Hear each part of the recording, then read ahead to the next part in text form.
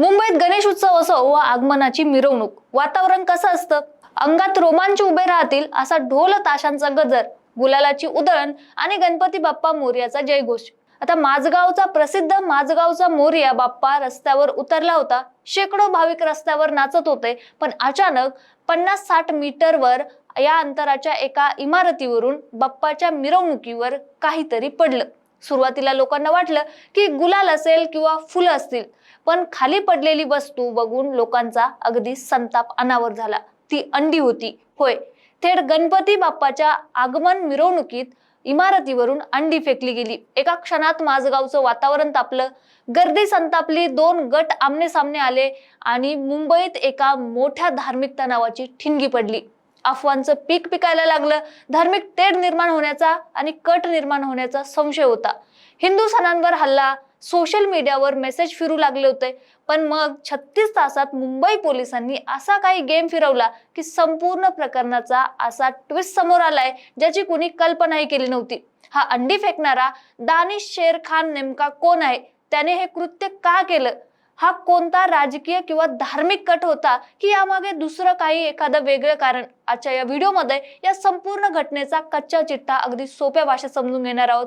त्यामुळे व्हिडिओ शेवटपर्यंत नक्की बघा. नमस्कार, मी पूजा आणि तुम्ही बघताय सत्य पे सत्ता. प्रश्न तुमचे, आवाज आमचा.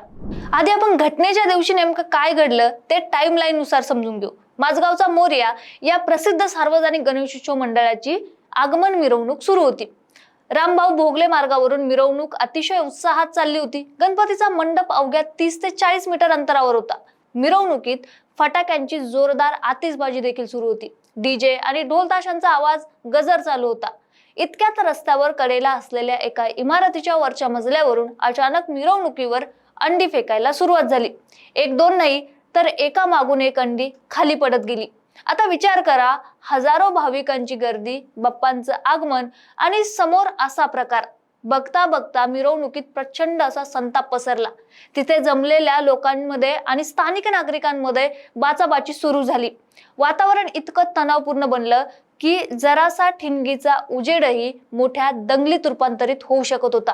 घटनेचं गांभीर्य ओळखून भायखळा पोलीस स्टेशनची टीम तातडीने घटनास्थळी पोहोचली. वरिष्ठ पोलीस अधिकाऱ्यांनी तात्काळ सूत्र हाती घेतली. जमावाला शांत करण्यात आलं आणि सर्वात महत्त्वाचं म्हणजे पोलीस प्रशासनाने एक क्षणही न गमावता तत्काळ तपासाची चक्र फिरवली. आता प्रश्न असा होता की अंडी फेकली कुणी? इमारतीत तर शेकडो लोक राहतात. रात्रीची वेळ होती, गर्दी आणि वरून पडलेली वस्तू. आरोपीची ओळख पटवणं म्हणजे अंधारात सुई शोधण्यासारखं होतं. पण ही मुंबई पोलीस आहेत. मुंबई पोलिसांनी या प्रकरणाचं गांभीर्य ओळखून एकाच वेळी 5 विशेष पथके तयार केली. आता या 5 पथकांनी काय केलं?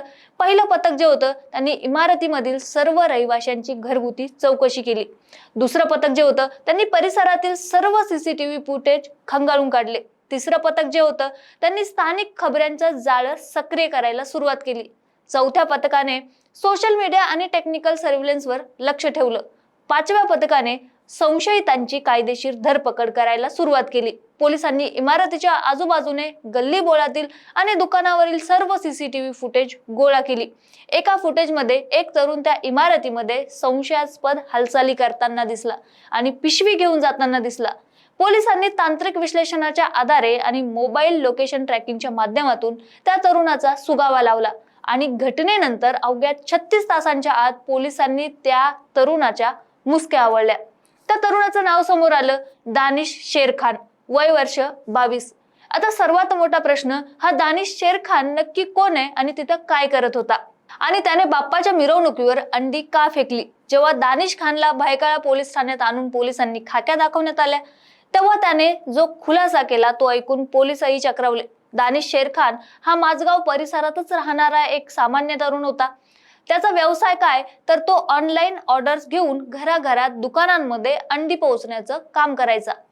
तो रोज सारख्याच त्या दिवशी ही अंडी घेऊन डिलिव्हरी करण्यासाठी रामभाऊ भोगले मार्गावरील त्या इमारतीमध्ये गेला होता. त्याच्याकडे अंड्याचे ट्रे होते. मग त्याने अंडी का फेकली? तर दानिशने पोलिसांना दिलेल्या जबाबी वृत्तानुसार तो जेव्हा इमारतीत प्रवेश करत होता नेमका त्याच वेळी इमारतीखाली माझगावचा मोरयाची मिरवणूक पोहोचली होती. मिरवणुकीत मोठ्या प्रमाणात फटाके फोडले जात होते. त्या फटाक्यांचा प्रचंड धूर तयार झाला आणि तो थेट इमारतीच्या पायऱ्यांपर्यंत आणि लिफ्टच्या एरियापर्यंत गेला. दानिशला त्या धुराचा इतका राग आला की धुराचा त्रास सहन न झाल्यामुळे डोक्यात सनक गेली आणि त्या रागाच्या भरात त्याने आपल्या जवळ असलेल्या डिलिव्हरीच्या अंड्यांपैकी काही अंडी थेट इमारतीवरून खाली मिरवणुकीवर आणि रस्त्यावर फेकून दिली. मंडळी, फटाक्यांच्या धुराचा त्रास झाला म्हणून अंडी फेकली हे कारण ऐकायला कितीही वैयक्तिक किंवा साधं वाटत असलं तरी या कृत्यामुळे संपूर्ण मुंबई शहरात धार्मिक तणाव निर्माण झाला होता. त्यामुळे भैकाळा पोलिसांनी या प्रकरणात अजिबात ढिलाई दाखवली नाही. दानिश शेरखान विरुद्ध भैकाळा पोलीस ठाण्यात गुन्हा दाखल करण्यात आलाय. BNS कलम 299 म्हणजेच कोणत्याही धर्माचा धार्मिक भावनांचा अनादर करणे किंवा तेढ निर्माण करण्याचा प्रयत्न करणे, BNS कलम 196 म्हणजेच वेगवेगळ्या गटांमध्ये किंवा समुदायांमध्ये वैमनस्य, द्वेष किंवा शत्रुत्वाची भावना पसरवणे. मंडळी, इथे एक गोष्ट नमूद करावीशी वाटते की तुम्हाला एखाद्या गोष्टींचा त्रास झाला, फटाक्यांचा धूर असो, डीजेचा आवाज असो व वाहतूक कोंडी असो, पण त्यावरची तुमची प्रतिक्रिया जर सार्वजनिक शांतता भंग करण्याची असेल तर ती अजिबात समर्थनीय ठरू शकत नाही. दानिश खानच्या त्या एका क्षणिक रागामुळे संपूर्ण परिसराची शांतता धोक्यात आली होती. मंडळी, उत्सव हा आनंदाचा असतो. बाप्पाचं आगमन हे विघ्नहर्त्याचं आगमन आहे. अशा काळात अफवांवर विश्वास न ठेवता पोलिसांवर विश्वास ठेवणं किती गरजेचं आहे हे या घटनेवरून पुन्हा एकदा सिद्ध झालं. दानिश शेरखान सध्या पोलिसांच्या कोठडीत आहे आणि त्याला त्याच्या कृत्याची कायदेशीर अशी फळं भोगावीच लागणार आहे. पण या घटनेवरून आपल्याला काय शिकायला मिळतं की क्षणिक रागाच्या भरात केलेलं कृत्य तुमचं संपूर्ण आयुष्य आणि समाजाची शांतता उद्ध्वस्त करू शकतं. तुम्हाला काय वाटतं? अशा प्रकारे धार्मिक सणांमध्ये विघ्न आणणाऱ्या किंवा रागाच्या भरात सार्वजनिक शांतता बिघडवणाऱ्यावर काय कडक कारवाई झाली पाहिजे? तुमचं मत आम्हाला कमेंटमध्ये नक्की सांगा आणि अशाच विश्लेषणासाठी बघत राहा सत्य पे सत्ता. प्रश्न तुमचे, आवाज आमचा. लग्न ठरलंय ना तुझं? आणि हे काय? अगं, मला PCODचा त्रास आहे. कधीतरी हे सासरी कळेलच ना. मग त्याच्यामुळे मुलं होण्यात अडचण येते ना. हे एकतर PCOD इतका गंभीर आजार नाहीच आहे आणि त्यावर सोपा उपाय आहे. आपल्या ईशाला लग्नाआधी असाच त्रास होता. तिने डॉक्टर चाटेज होमिओपॅथी क्लिनिक मध्ये उपचार घेतले आणि तिला आता 2 मुलं आहेत. Doctor Chate's homeopathy clinic, side effect नसलेला होमिओपॅथीचा नैसर्गिक उपचार. 9545727107.